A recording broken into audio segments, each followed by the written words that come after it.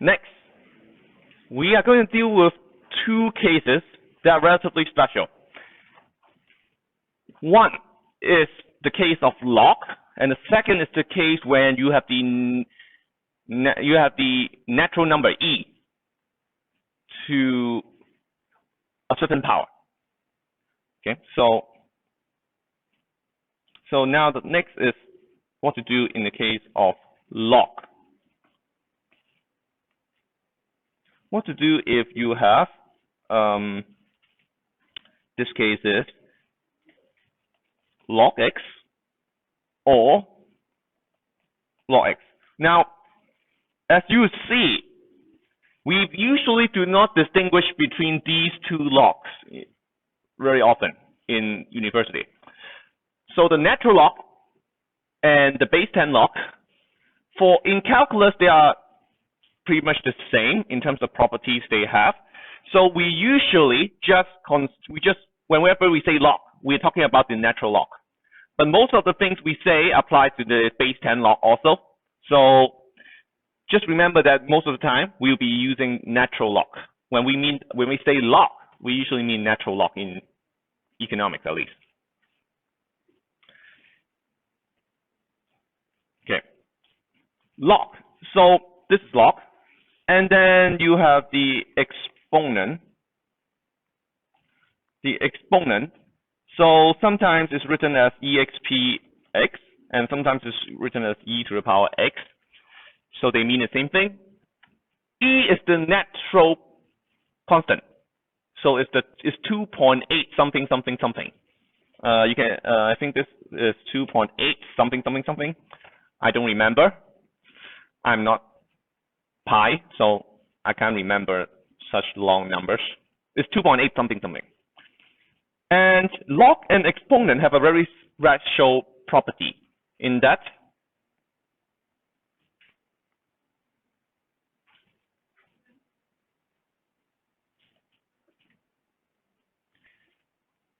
log of an exponent is to the power x is just x, and exponent to the power of log x is also just x. So this is the property of exponent and log. They cancel out each other. Now for the second one, technically it only works in the positive x, because log of negative x is not defined yet. So the second one really only works for positive x.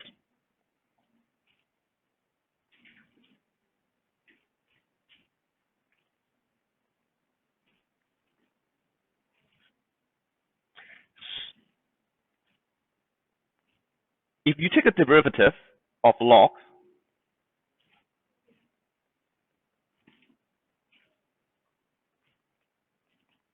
it is 1 over x. Graphically,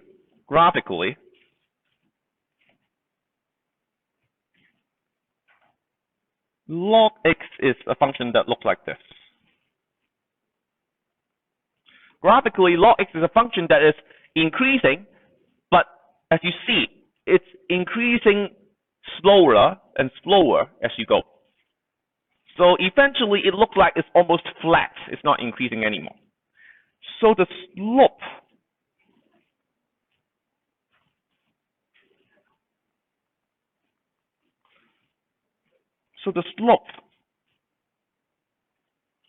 is going down. It's getting slower and slower. So it's 1 over x. So this is log. It applies to natural log and base 10 log. So it's the derivative of log x is equals to 1 over x. The derivative of the exponent, so e to the power x on the other hand, is also very special. It's just itself, e to the power x. Graphically, the exponent looks like this.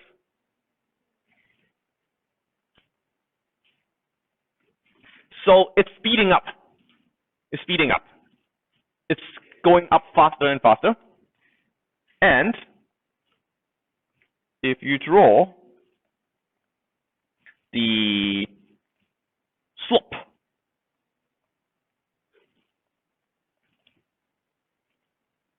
it looks exactly the same. So this is a case where, if you think about it as in terms of physics, the speed equals to the distance traveled. If your speed is exactly the same as how far you have traveled. If you have traveled 1 meter, your speed is 1 meter per second. If you have traveled 5 meters, your speed is 5 meters per second. So your speed is exactly the same as the distance you traveled.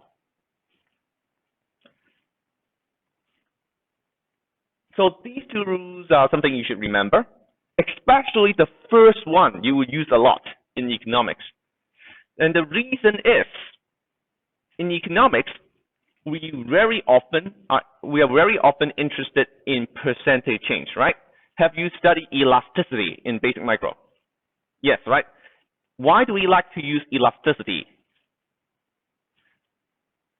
Elasticity is defined as the percentage change in Y in response to a percentage change in X, right? The reason why you like to use percentage is in economics, we very often have different units for the same thing. For example, money. What's the unit of money? Let's just take Hong Kong dollar as an example. Now probably the most natural unit is $1, right? 1 unit is $1. But is there anything that prevents you from using 10 cents as the unit or 1 cent as the unit? No, you can totally use 1 cent as 1 unit. You can also use 1 million or 1 billion. And in fact, people do that, depends on what they're talking about, right? When you're talking about the GDP of Hong Kong, it's measured in millions of Hong Kong dollars. It's not measured in $1 or $2. The disadvantage of using slope to describe a change is that the slope depends on your unit. The slope, when you're using $1 as 1 unit, is different from the slope when using $1 million as 1 unit. They differ by 1 million times. On the other hand, the elasticity does not have this problem. It's a percentage change. So $1 to $2 is 100% increase. 1 million to 2 million, it's also 100% increase. So unit is not a problem. And for this reason, you would see the log function a lot, because we very often want percentage change.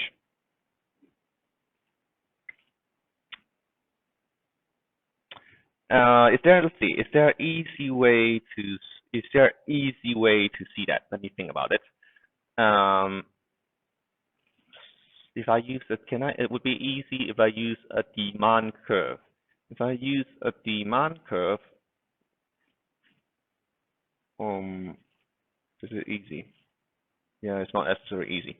Never mind. So you see it in the future. Right. Now,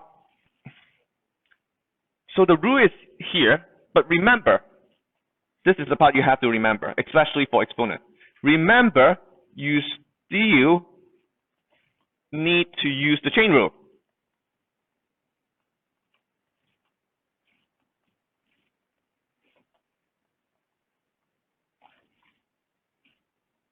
So don't forget the chain rule. If what you have inside the log is not x, but x plus 1, you already have to use the chain rule. If what's in the power of the exponent is x squared, then you have to use the chain rule. You cannot just directly stop there after applying the rule. So specifically, the derivative of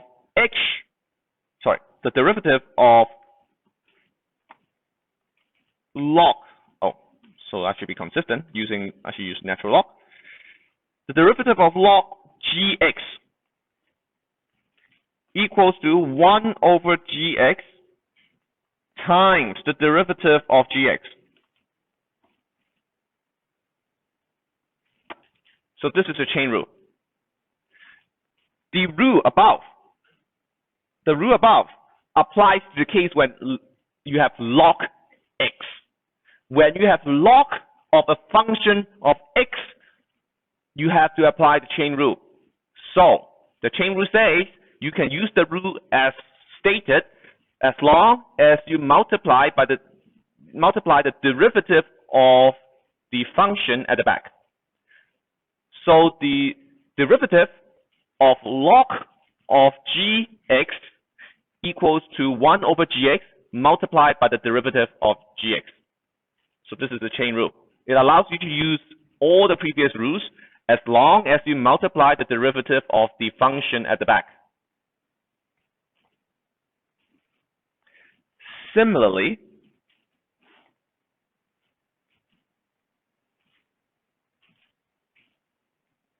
the derivative of the exponent of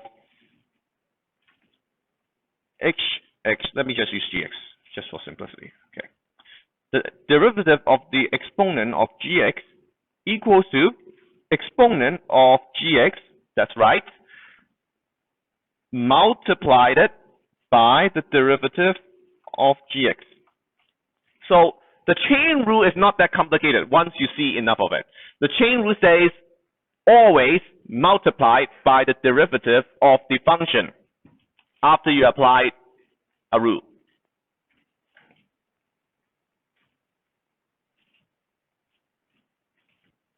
Okay. All right. So let's time for some example. Let's see what we can use.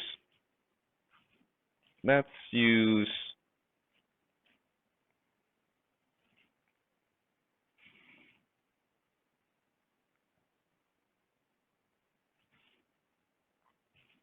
right. So let's use something like the derivative of log 2x squared plus 6x, right? You have to use the chain rule.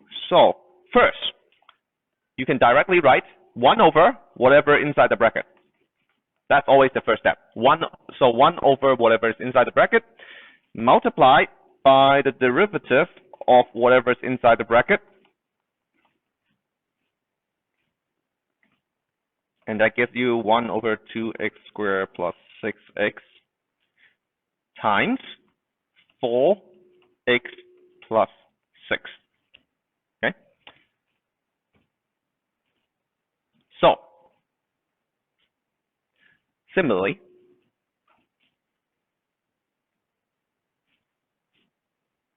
if you have the derivative of the exponent to the power 3x plus 2, this equals to the exponent to the power 3x plus 2 multiplied by 3.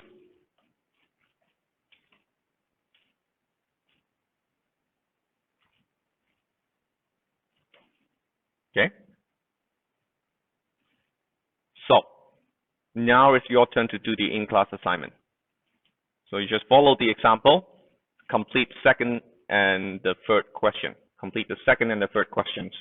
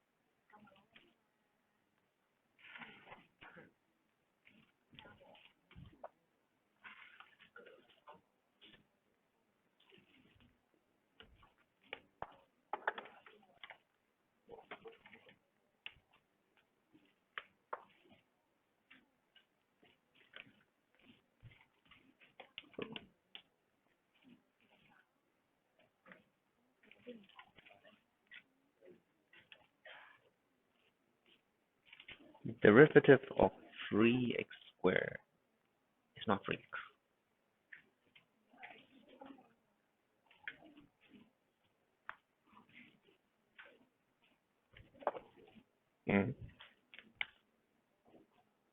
All right, simple enough.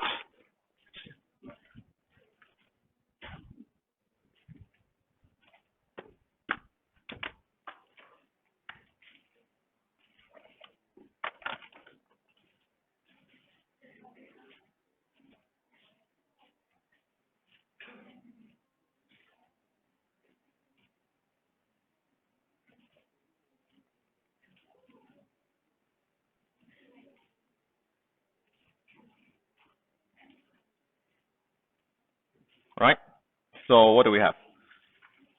You have to take the derivative of log 3x squared, and as said before, first it's 1 over 3x squared multiplied by the derivative of 3x squared according to the chain rule. So that's 1 over 3x squared times 6x, which would be 2 over x, right? Second,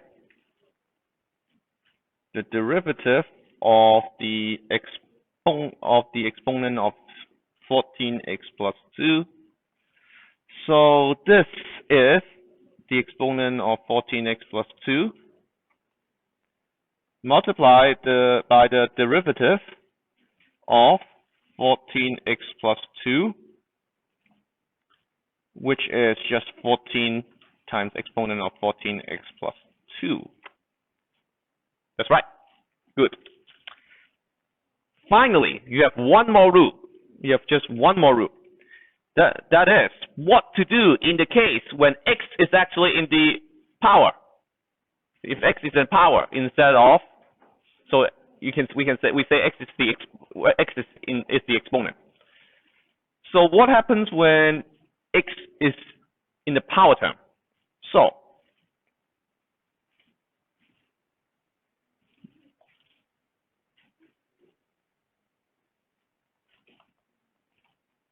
So finally, what to do if you have this case? X is the power. So a is any number. X is the power. Now what do you do in this case?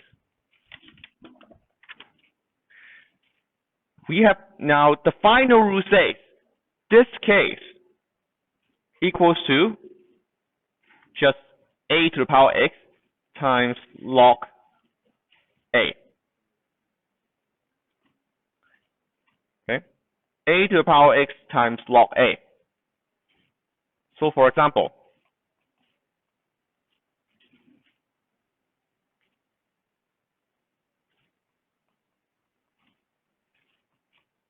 five x equals to x to the power 5 times log 5. So the rule is simple enough to remember, but we can actually show why this is true. We can actually show why this is true. Now let's take a look.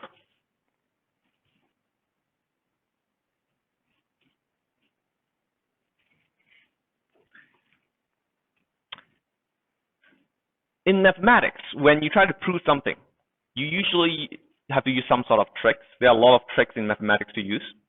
And in this case, what we are going to do is we're going to apply a transformation and then apply another transformation that cancels out the first transformation. Namely, what we're going to do is we're going to make use of the fact that ax equals to the exponent of log ax. As I mentioned just now, the exponent and log, the exponent and the log cancels out each other. So this is correct. Okay, we're going to make use of this fact. and take derivative of the second term. Now, why do we want to use this transformation to begin with? The reason why we want to do this is the log of a to the power b equals to b times log a. This is true. So with this relationship, what we have is we have the exponent of x times log a, and that's what we want to take derivative of. Okay, so derivative of ax equals to the derivative of exponent of x log a, okay, x log a,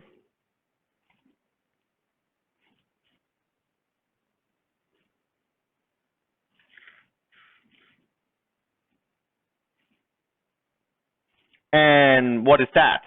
Well, now first, according to the previous rule we have, this is first just x log a, but you have to apply the chain rule because what we have is not the exponent of x. We have exponent of x times log a, so you have to apply the chain rule.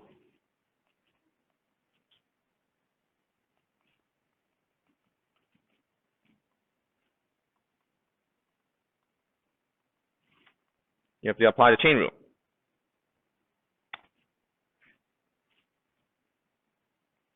Let's take a look what we have here. For the first part, what we have is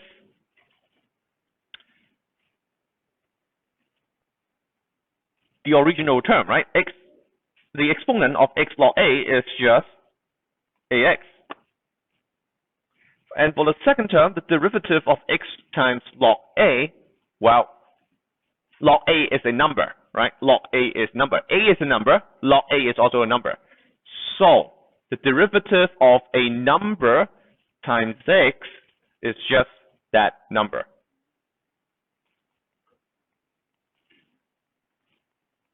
And so here you get the rule. Ax times log a. And it's an application of chain rule. And we show that this is in fact true.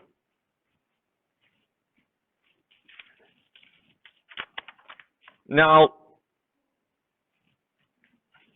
once again, remember, you always have to apply the chain rule in application.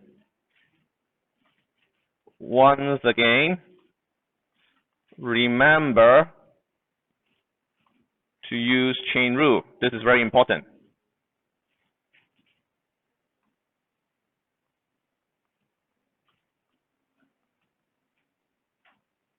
So, when you have to take the derivative of a to the power of gx, what you have is a to the power gx log gx, so as specified by the rule, multiplied by the derivative of gx at the back. Okay? So always remember that if you don't have x, you have anything more complicated than x plus 1, 2x plus 2, 2x squared, 3x cubed, whatever. As long as it's more complicated than x, you have to multiply by the derivative of that function at the back. Right? Right. Finish the last in-class question. Finish the last one. And write your name and student ID on the top, and I'll collect the assignment.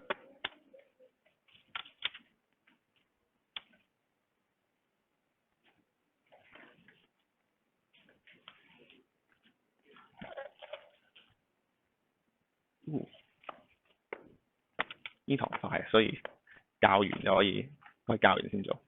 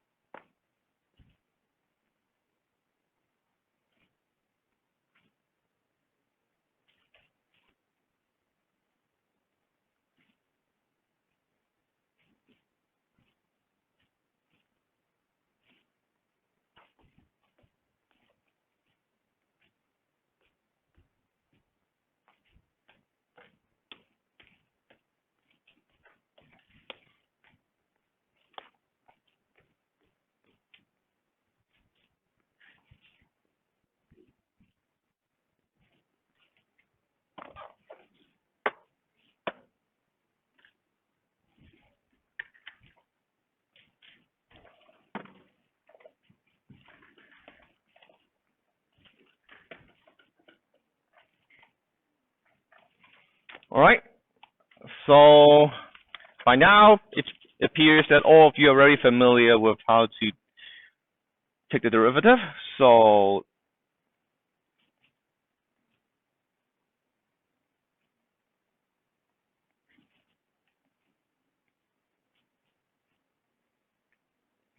derivative.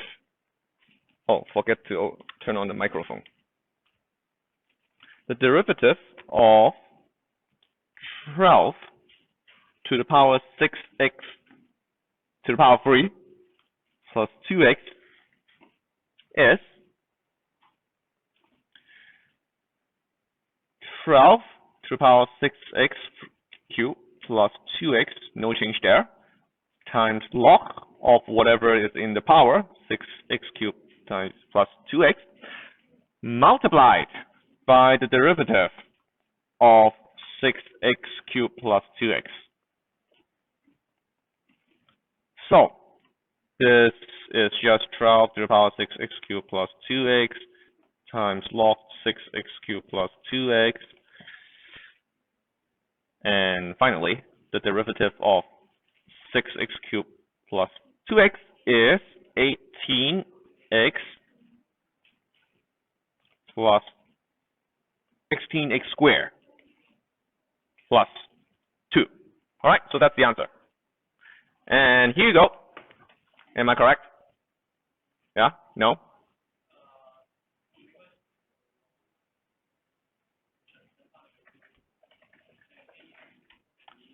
Oh, you're right.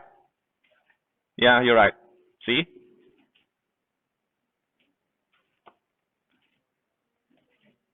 You're right. Now.